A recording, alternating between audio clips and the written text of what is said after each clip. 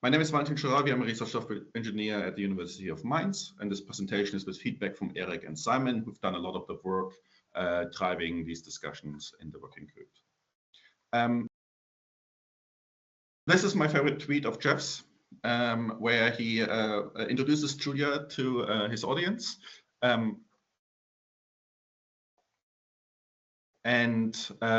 Julia is, of course, great for me for many other reasons, but Jeff summarizes it appropriately that it is basically Fortran for people who are too lazy to declare types, and it has an interpreter. And I would add to that, it also has a just-in-time compiler, so the overheads disappear very quickly. So do we need yet another high-level language? Lisandro introduced MPI for Pi, so right, Python is a high-level language. Do we really need another one?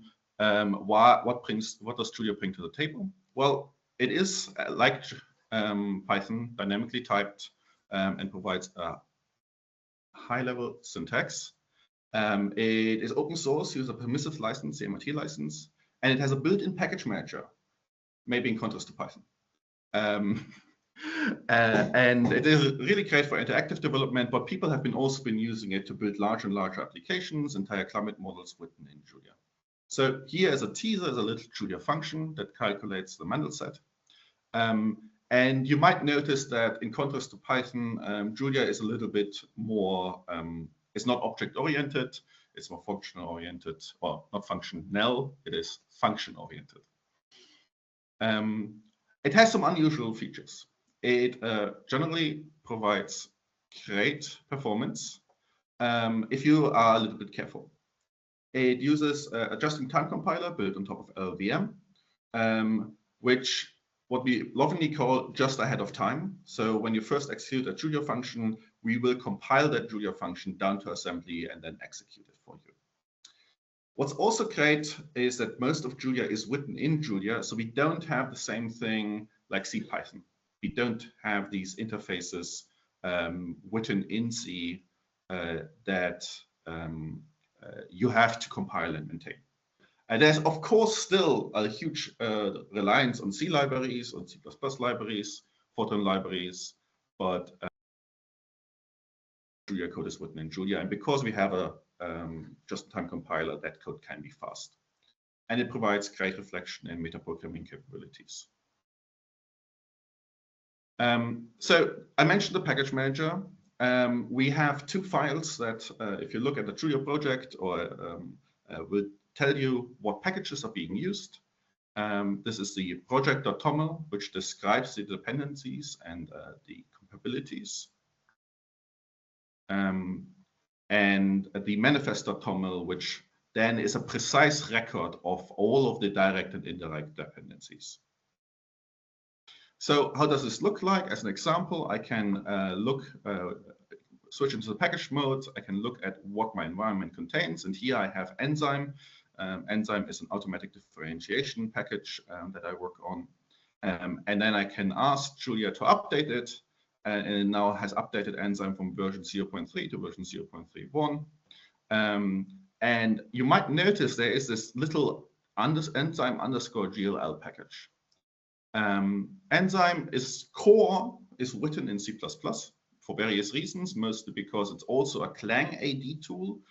So you can use it to differentiate to C and C++, or Fortran code, or use it in other languages. So it makes sense that a huge part of it is written in C++. But we want to make it easy for the user, and I think that's very similar to Lisandro, right? Our focus is on the user experience. We want to make the user experience as seamless and easy as possible. So we don't know what compilers a user have, if the user have any compiler, if those compilers work together with the dependencies that Julia itself has, because C++ API concerns are also a fact. And so we very aggressively went down the road of we want to ship binaries of dependencies to the user. And that's what these GLL packages are. We have an infrastructure for that you can also reuse. It's not Julia specific. It's called Binary Builder. At some point, somebody asked me, why didn't you just use Spec? well, I think binary builder and spec were like roughly the same timeline. But for us, the goal really is cost compilation. So we have a sandbox cost compiler. We try to encode best practices. So we will yell at you when you use fast math. And then we deploy these binary dependencies as artifacts, so GLL packages, which means that at installation, we will only download and install the pieces of the puzzle that you need. And then we have our collection of build recipes, so that's similar to what spec has, which are user-written and user-submitted build recipes that we then build and deploy for them on demand.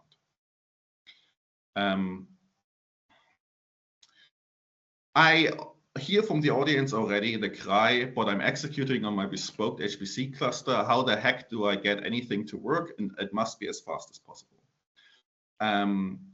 Well, everything is overwritable, exchangeable, so you can use preferences, which is a Julia package, to change the library location and make it configurable. And we have added extended platform tags so that you can say things like, I built my package against things like the MPitch API. So in theory, if you're in this perfect world where you're using on your system MPitch, and you can tell Julia, by the way, I want you to use the MPitch API, all of your binary dependencies that Julia install will also work with that MPitch API. Lisandro alluded to the future that he would like to live in this time machine where he doesn't rely on CPython and instead uses C types or CFFI in Python. And essentially, that's where Julia is already in. This future has a downside, is we no longer can assume that we have a C compiler at runtime. So a C header file is not that convenient. We, of course, use that C header file to generate our bindings, but our bindings are written in pure Julia. And here you have a little bit of this small example where you use the ccall macro to call into the getEnd function of the libc standard library. And what is also very interesting, that we have the ability to have a Julia function and then provide it as a C function pointer, as a raw function pointer, to use as a callback. So you can do interesting things like you can call Julia from C with MPI, and on the C level, it just looks like you have defined a C function. Then you call into the Julia runtime that will look at your C types and then call the right Julia function. Of course, we have a garbage collector, so sometimes these interactions become very tricky. One has to be careful. But this opens the question, right? What is the API that we're using? And of course, like on the basic level, the only standard that we have in this universe is the C system API. So there is another world that we are concerned about, and one of these was the class libraries.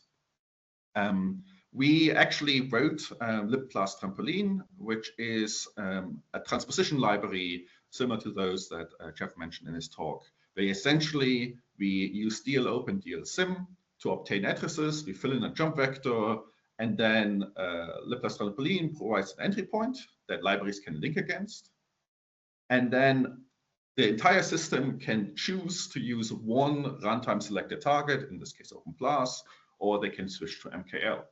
This greatly simplifies for us the binary building process, because we can say all of the binaries in Yggdrasil that need to link against class, they link against libclass trampoline, and then Julia and those binaries agree, and we don't have the fact that one of them was linked against MKL and Julia uses OpenClass, and things start fighting against each other. Eric's library MPI trampoline provides something similar for us for MPI, and we are working basically on switching to that. But API concerns make implementing something like that much harder, and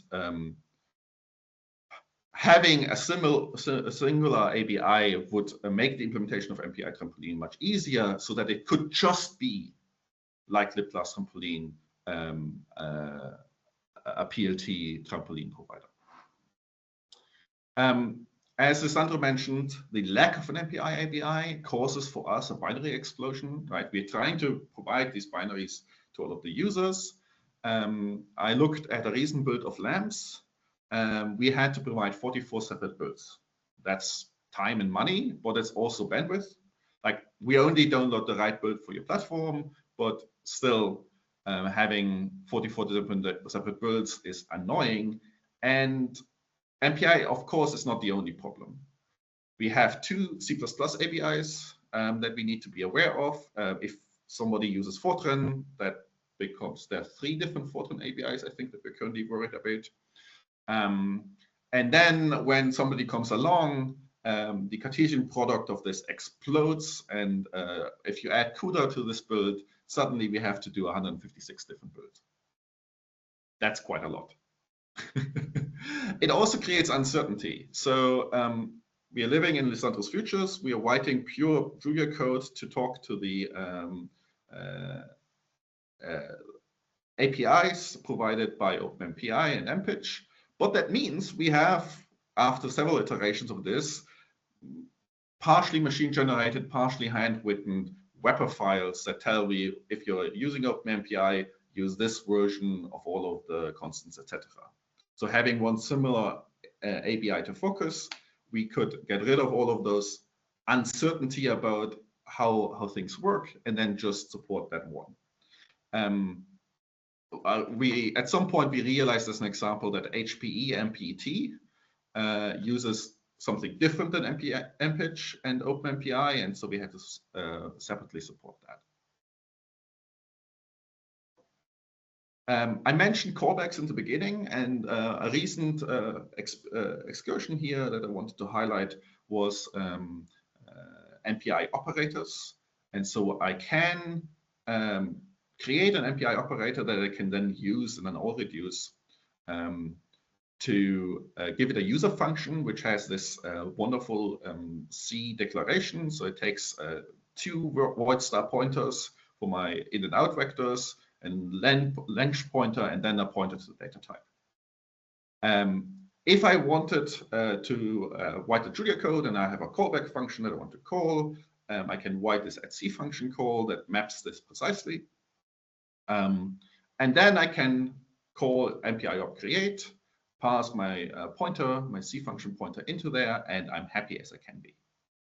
Well, except if I wanted to provide context, right? So since Julia is a just-in-time compiler, we would like to know when we call the operand, what were the original Julia types that map to this MPI data type, so that we can just-in-time optimize that code, or like code the right version of that code. And so in Julia and in other programming languages, you would use closures or anomalous functions to capture additional context. So, but on the ABI side, we still need to provide a function pointer, and thankfully GCC actually has a convention how to do this, and so GCC trampolines are a great way to do that. They have some downsides like executable stack, so Apple doesn't like them, but they are GCC extensions, so they are undefined in the system ABI, and helpfully not at all defined on AR64.